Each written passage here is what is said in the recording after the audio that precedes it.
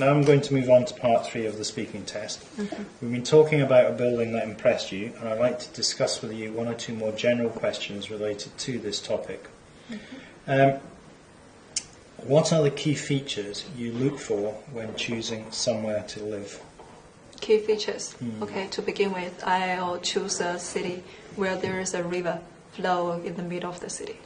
Why? I think the city I was born, it has this beautiful river, and I think it's somehow kind of this habit. And the second reason is I find a river is very important to the city.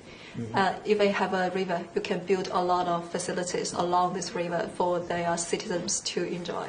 Do you think most people think rivers are important to a city? I don't think so. I actually am the only one who I have found think like this so far. What do your friends or other people you talk to think is a key feature when looking for somewhere to live? Is it convenient to have their daily life there? Like, do they have the big shopping malls?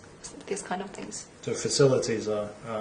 yes, facilities are important, and if there's enough career opportunities for them there, I think it's one of the most important features that I'm looking for. Okay.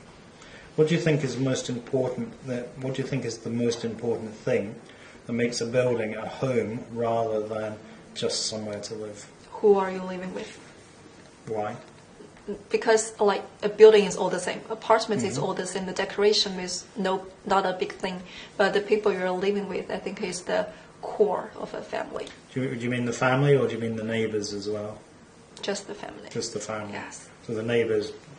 They matters, but not matter as important as my family. How do you imagine homes will be different in 10 years in the future compared to now? At my home. Just homes in Just general. homes. Yeah, there would be more high-tech things. One of my friends, he went to Paris months ago, and he told us about this kind of automatic curtain that you can remote it with a remoter. I think it is something going to have in every house in the recent years. Do you think that's a good thing?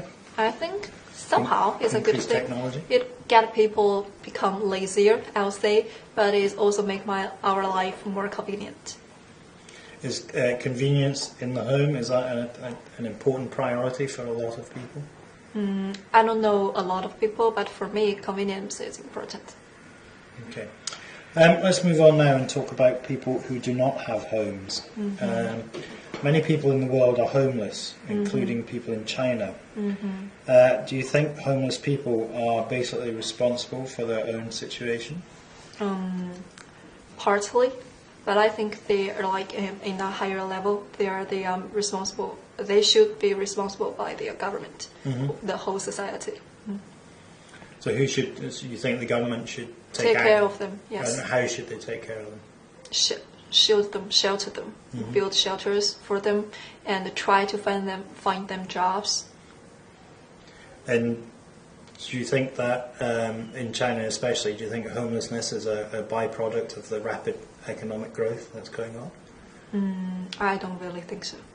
I think there are many reasons to China, this so-called Chinese miracle, but I don't think they are one of the the sacrifice or the reason of this rapid development. No. Okay. And what do you think can be done to reduce the numbers of homeless people in the future? Enlarge this, provide more jobs. How can jobs be provided? Government jobs or private sector jobs? Build a new bridge, build a new road, refresh these old buildings. I think that was Roosevelt doing in America, and I think that's always one of the solutions. Okay. Well, thank you. Our time is up. That's the end of the speaking test.